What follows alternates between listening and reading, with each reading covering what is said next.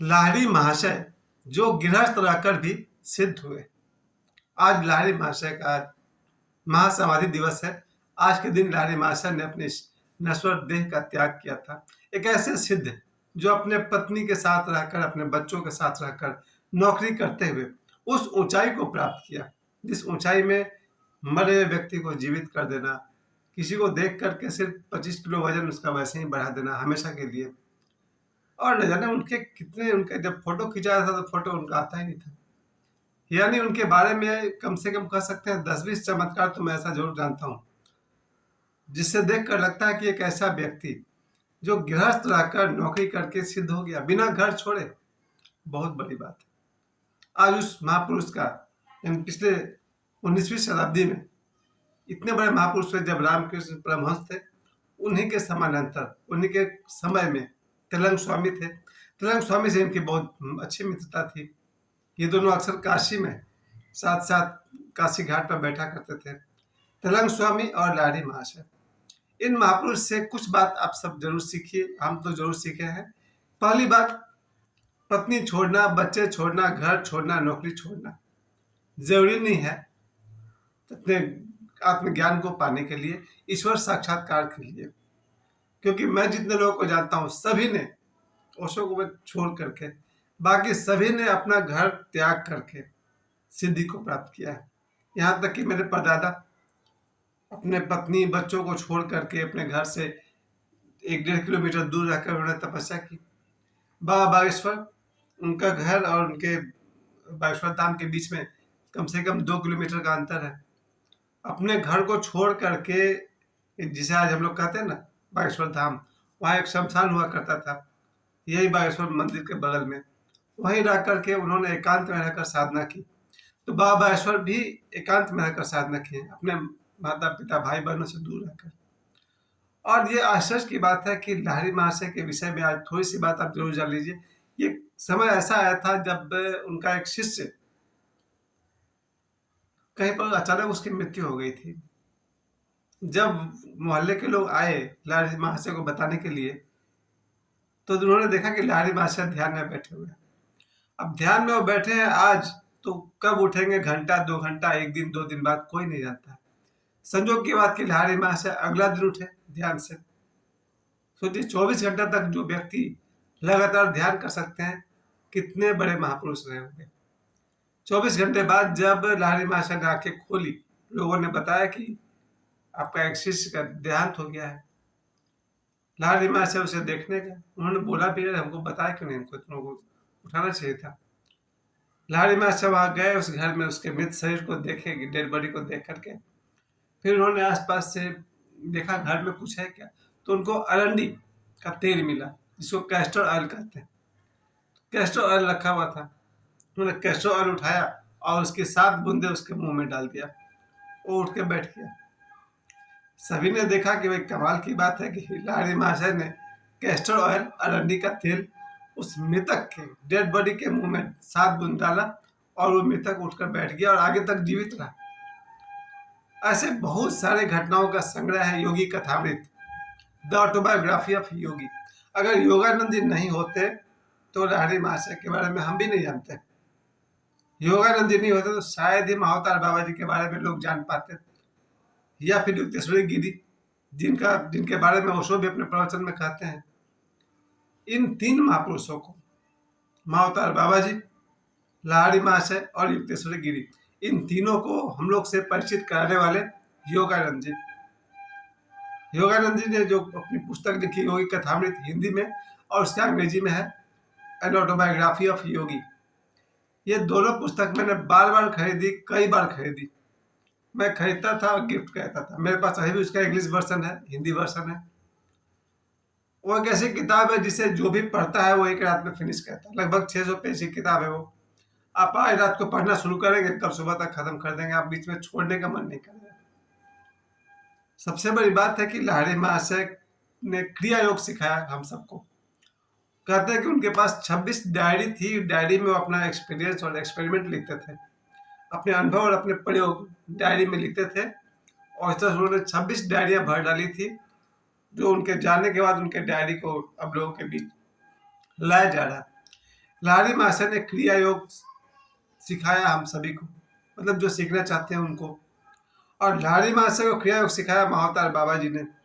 और महाअवतार बाबा जी के बारे में अब तक लोग यही जानते हैं, एक ऐसे गुरु जिनकी उम्र कम से कम 2000 साल है। 2000 साल से वो हिमालय में रहते हैं और समय समय पर लोगों को दर्शन देते हैं। अभी भी एक गुरु है शरद शर्मा जी, वृंदावन में, उन्हें महाअवतार बाबा जी ने 2 बार दर्शन दिए। लाहिड़ी महाशय को हिमालय में बुला करके महाअवतार बाबा जी ने दर्शन भी दिया, दीक्षा भी दिया और ध्यान साधना भी करवाया, क्रिया योग भी करवाया। लाहिड़ी महाशय, वो तो बहुत लंबी बात हो जाएगी। लाहिड़ी महाशय ने जब क्रिया योग की दीक्षा महाअवतार बाबा जी से ली, तो वहां महाअवतार बाबा जी ने बताया कि ये तुम्हारा कंबल है, तुम्हारा कमंडल है, भिक्षापात है, तुम पिछले जन्म में भी मेरे साथ थे, पर तुम्हारी कुछ वासना थी परिवार का, पत्नी का, धन का, महल का, उसके चलते तुमने फिर से जन्म लिया। और हमने कहा ठीक है, तुम एक जन्म और ले ही लो, लेकिन मैं तुम्हारा पीछा करता रहा जब तुम अपनी माँ के पेट में थे। यानी जब लाहिड़ी माँ से अपनी माता जी के पेट में थे, तब से महाअवतार बाबा जी इंतजार कर रहे हैं कि ये बच्चा आएगा धरती पर तो उसको फिर से गाइड किया जाएगा। लाहिड़ी माँ से जब 5 साल का थे तो पालथी मारकर बैठकर ध्यान करते थे। कई बार अपने आप को नदी किनारे बैठ करके बालू में अपने आप को ढक लेते थे, कमर तक या कंधे तक, और ध्यान करते थे। एक 5 वर्ष का बच्चा इतना लंबा चौड़ा ध्यान कर रहा है, घंटों का ध्यान कर रहा, तभी उनके माता पिता को लगा कि ये लड़का विलक्षण है। लाहिड़ी मास्टर का जन्म बंगाल में हुआ था, नादिया डिस्ट्रिक्ट में। बचपन से वो ध्यान साधना योग करते रहते थे। आगे चलकर उन्होंने पढ़ाई लिखाई की, नौकरी की, शादी ब्याह किया। उनके 4 बच्चे हैं, उनके पोते तो अभी भी हैं जो टीवी पर आते हैं। तो कम से कम 4 बच्चे, बेटा बेटी सब उनको हुआ, पत्नी थी। फिर महाअवतार बाबा जी से उनका मिलना हुआ, बाबा जी से उन्होंने दीक्षा ली। फिर बाबा जी से उन्होंने कहा कि हमको अपने साथ रख लीजिए। बाबा जी ने कहा नहीं, तुम संसार में जाओ, लोगों को क्रिया योग सिखाओ। कहते हैं क्रिया योग की शुरुआत भगवान कृष्ण ने गीता में भी किया था। क्रिया योग एक विशेष साधना जो मैंने तो कभी किया नहीं है, लेकिन मुझे यही पता है कि सांसों का कोई एक एडजस्टमेंट है, सांस को के साथ कुछ किया जाता है, उसे क्रिया योग कहते हैं। तो मैंने तो किया नहीं है, और जो करते हैं उन्हें गोपनीय रखने का आदेश भी दिया गया है। खैर, तो लाहिड़ी मास्टर ने क्रिया योग किया और महाअवतार बाबा जी ने कहा कि जिन जिन को भी श्रद्धा हो उनको तुम क्रिया योग सिखाना। फिर लाहिड़ी मास्टर ने हिंदू, मुस्लिम, सिख, ईसाई जो उनके सामने आया, श्रद्धा से उनसे मांगा, पूछा, उसको लाहिड़ी मास्टर ने क्रिया योग सिखाया। सबसे बड़ी विशेषता तो यह कि लाहिड़ी मास्टर कभी सोते नहीं थे, यानी बैठे हुए हैं तो बैठे हुए हैं। उन्हें कभी किसी ने, कभी मतलब एक मुझे लगता है आत्मज्ञान के बाद, ईश्वर साक्षात्कार के बाद लाहिड़ी मास्टर सोते नहीं थे, लेटते नहीं थे।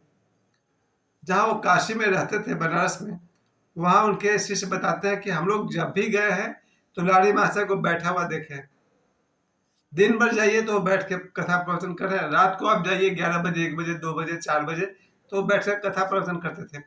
वो लेटते कब थे? यानी कि वो शारीरिक रूप से वो लेट कर सोते नहीं थे, बैठे बैठे भी नहीं सोते थे। तो एक ऐसी अवस्था थी लाहिड़ी महाशय की कि वो सोते नहीं थे रात दिन। भक्तों की इच्छा हो इनका कुछ यादगार बनाने के लिए उनका फोटो खींचा जाए, तो लाहिड़ी महाशय ने कहा नहीं छोड़ो, फोटो की क्या जरूरत था। अक्सर हम जब फोटो खिंचाते हैं तो उसमें थोड़ा सा अहंकार प्रवेश करता है, सूक्ष्म अहंकार, कैसा कैसा मुंह बनाते हैं, स्माइल करते हैं। लाहिड़ी महाशय कोई अहंकार ही नहीं था, कोई इच्छा ही नहीं थी। उन्होंने कहा नहीं, मेरा फोटो मत लो। लोगों ने जिद किया, जब जब उनका फोटो खींचा जाता था, फोटो का प्लेट साफ करने के बाद उनका फोटो आता ही नहीं था। पहले प्लेट वाला सिस्टम था कुछ, आज से 100-150 साल पहले। तो लाहिड़ी महाशय के कई बार फोटो खींचने का प्रयास किए गए, यहाँ तक कि एक बार वो सो रहे थे, जवानी के दिनों की बात है या किसी समय की बात है, क्योंकि अंतिम समय में उन्होंने सोना छोड़ दिया था, अंतिम कुछ वर्षों में उन्होंने सोना छोड़ दिया था। तो एक बार उन्होंने, लोगों ने सोचा चलो लाहिड़ी महाशय सो रहे, उनका फोटो खींचते हैं। जब फोटो खींचा गया तो बिस्तर का फोटो आया, लेकिन लाहिड़ी महाशय का नहीं आया। लोगों ने मान लिया कि भैया इनका फोटो मिलने वाला नहीं है। तो फिर उनसे प्रार्थना की गई कि सर आपका एक दिन ये शरीर आपका इस दुनिया से विदा हो जाएगा, हम लोग के लिए कुछ तो याद छोड़ दीजिए। तब उन्होंने अनुमति दी, आज्ञा दी कि ठीक है, एक फोटो ले सकते हो। तो लाहिड़ी महाशय का एक फोटो लिया गया, वही इस समय नेट पर अवेलेबल है। श्यामाचरण लाहिड़ी आप टाइप करिएगा या लाहिड़ी महाशय टाइप करिएगा तो लाहिड़ी महाशय का ये एकमात्र फोटो आपको मिलेगा बैठा हुआ। इसके अलावा जैसे मैंने आपको बताया कि उन्होंने एक मरे हुए शिशु को भी जीवित कर दिया। उनका एक नौकर था, वो उसका आँख खराब था, वो अंधा था बचपन से। एक दिन लोगों ने कहा कि तुम्हारा गुरु तो बहुत बड़े चमत्कारी है भाई, उनसे बोलो आके ठीक कर देंगे। तो एक दूसरे लाहिड़ी महाशय के चरण दबाते हुए कहा कि गुरुजी क्या हम कभी दुनिया देख नहीं पाएंगे। लाहिड़ी महाशय ने कहा ऐसा करो, तुम राम राम का जप करो, आँख तुम्हारा ठीक हो जाएगा। फिर वो राम राम का जप करता रहा और अगले दिन या रविवार तक उसको सब कुछ दिखाई पड़ने लगा।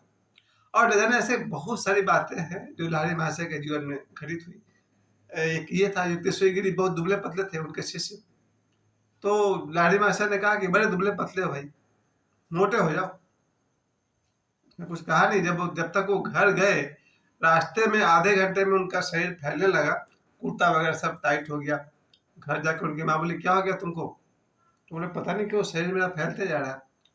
तो कहा जाता है कि 35 किलो उनका वजन बढ़ गया था और वो वजन बहुत साल तक उनके साथ रहा भी। तो लाहिड़ी महाशय के बारे में जितना भी कहें कम है। मैं तो यही कह सकता हूँ कि एक योगी जिन्होंने ईश्वर साक्षात्कार किया, पत्नी बच्चे नौकरी सब कुछ करते हुए, उन्हें कोटि कोटि नमन। और हम सब भी चाहे तो आत्म साक्षात्कार कर सकते हैं, चाहे तो प्रभु के दर्शन कर सकते हैं।